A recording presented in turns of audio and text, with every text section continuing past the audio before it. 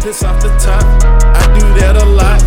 Feel like Tyler Morgan when I'm looking at my watch. Many may recognize me, for I have only been in attendance at the university for 3 years. Many may remember me from this year's 2025 campaign, where my ticket bore no campaign violations, unlike all others who committed violations, which ultimately led to a stolen election by the current sitting student executives governing the student body. I chose to start with this opening statement because here we are, 5 months later, in the fraudulent communist dictatorship known as Hamilton Reynolds regime, along with the brainwashed former FROCO members who currently make up the Tax Richardson's executive cabinet, have continued to showcase themselves as a shameful spectacle of how democracy does not exist and only favors cheaters, thieves, liars, and dictators. As of now, the Treasurer's branch has imposed unconstitutional mandatory demands against Uncensored America and 5 other clubs, marking the beginning of her and the Financial Committee Chairman's authoritarian state.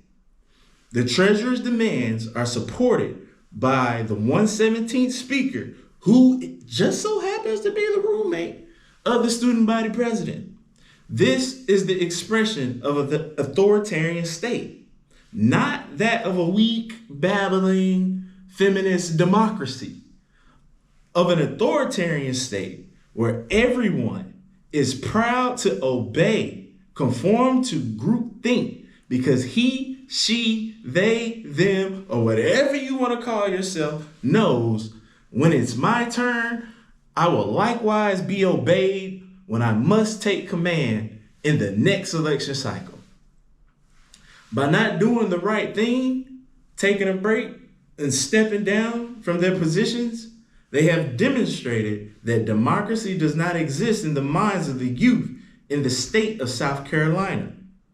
These executives have also demonstrated to the entire SEC's universal political structure that it is a rubber stamp joke, because the same activity happened at Clemson University, because they all inherently sent the signal to the all SEC student governments that this level of fraudulent criminal behavior is promoted and protected by those who are chosen, not elected.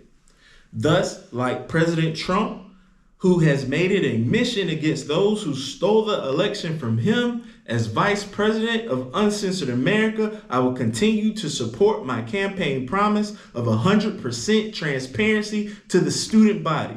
Thus, as more information comes to light about everything that has happened in this year of 2025, I encourage incoming freshmen and returning students to demand answers from our fraudulently voted leaders who are openly disrupting student organizational funds with a mixture of authoritarian dictatorship sprinkled with a little hint of communist agenda. For 117 years, the South Carolina student government has adhered to principles that have consistently proven effective, although not always enforced. Unfortunately, these values, rules, and regulations are now being dismissed as outdated and insignificant. This has allowed the current board of student executives, shielded by the university administration, to continue making empty promises and promoting trendy social media posts and fostering a culture of groupthink and political conformity that spreads harmful mental ideologies. Many who disagree with UA's methods or what we stand for will be quick to point the finger and label us as troublemakers and misogynists and or homophobes. But these labels are coming from the individuals who practice feminism and Marxism. They pretend to be both Republican and Democratic, but their lifestyles have made it their mission to seek out and destroy all heterosexual masculinity and label it as toxic on the University of South Carolina's campus. Much of what they have achieved has come at the expense of minority students and unpopular students on campus who disagreed with their authoritarianism and were either kicked out or impeached. Many of the students they hunt down to destroy have brought forth fantastic ideas for students, but receive no credit for their contribution, only for them to just turn around and declare the idea to be their own doing in order to gain recognition and notoriety. Many minority students have received less attention and are now facing significant financial challenges as we approach the fall 2025 semester. Thus, I will continue with my campaign promise by keeping students first through holding the line and delivering the facts of what have been done in 5 short months surrounding freshmen' financial futures on this university campus.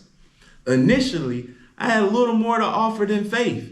The faith that I held was in the current executives confessing their fraudulent actions, atoning for their crimes in pursuit of becoming righteous leaders. However, as vice president, I now realize that all levels must remain unchanging and undisrupted. They demonstrated loyalty not to the student body, but to themselves. And now we have to prioritize students and not let it fail. Today, I stand by these same views I promised. Call it fate, providence, but Uncensored America will give the victory to those who most deserve it. We could have had it this year, however, the invisible hand was at work and the administration believed students did not deserve it at this time.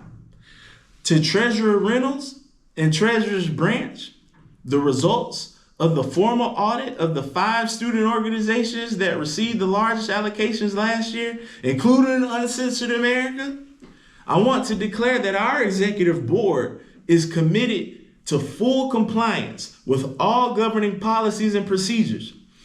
To ensure proper cooperation, we respectfully request clarification on several points, regardless of whether you need to double back, regardless of if we received an email July 22nd, 2025.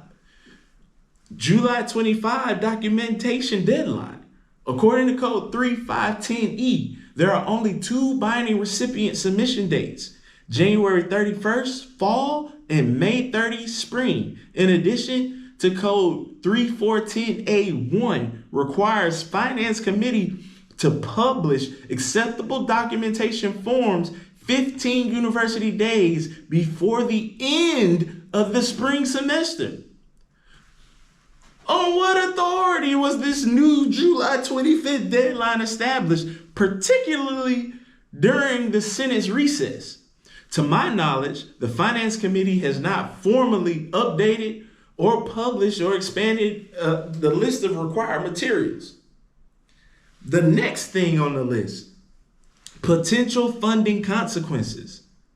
Okay, Chapter 33520. Section 8 states that suspension or conditioning of future funding requires a 2/3 vote of the Finance Committee. Could you please clarify the legal basis for a statement that non-compliance can impact our funding eligibility for the fiscal year 2025 through 2026 in absence of such a vote? The next thing, the role of the Summer Advisory Committee, SAC Code 24180 assigns intern responsibilities to the SAC between spring adjournment and the Senate's fall reconvening. Was the SAC consulted before issuing either audit directive or the July 25th deadline? I guess we will never know. We are eager to comply with any properly authorized audit and remain committed upholding the principles of transparency and fiscal responsibility. We value free speech upheld by democracy, not communism or authoritarianism. We look forward to your response and appreciate your attention on these important matters on the floor. All of their actions since being fraudulently elected has become the reason that I, an unknown nobody, a black man with a bald head at this time, resolved to build up a movement in the midst of utter ruin and complete collapse. The reason why I have also major faith in Uncensored America and that we will succeed is that there is a deficit phenomenon crumbling. The bourgeoisie Marxist world is done. Millions of brave students, a part of the 117th's history and coming in, are prepared to end a select privilege in this critical hour.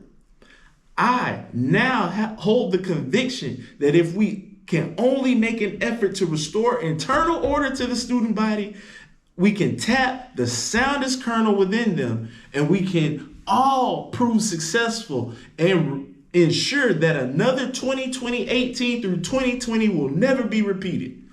Since the treasurer conducted a mandatory audit, which was reinforced and supported by the speaker and the financial committee's chair, I make this declaration as only 5 months have passed. Last year, during the 116 Student Senate, we had a dress rehearsal when we were sued. After this movement, the biggest encounter, we won't lose faith. We will proceed, and our opponents will cease. We need only to recall that time, and it is no wonder that a movement as poised as ours, if this behavior continues, it won't be a dress rehearsal. It won't be a bluff. It won't be over $7,000. It won't be over money we wasn't reimbursed. We will ensure that this communistic authoritarian behavior will not continue, and that heterosexual men are not toxic, but intelligent.